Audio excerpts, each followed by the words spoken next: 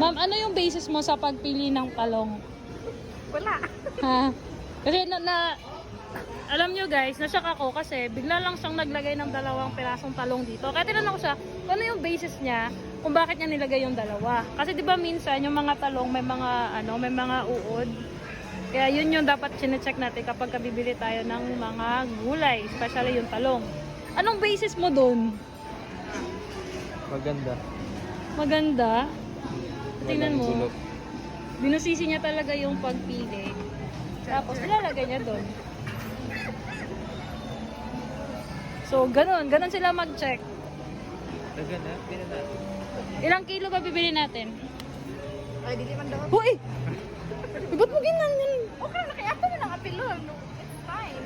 So, si Jaspel, pag-check niya ng talong, yan, binali niya. Tapos sabi niya, so yun. So,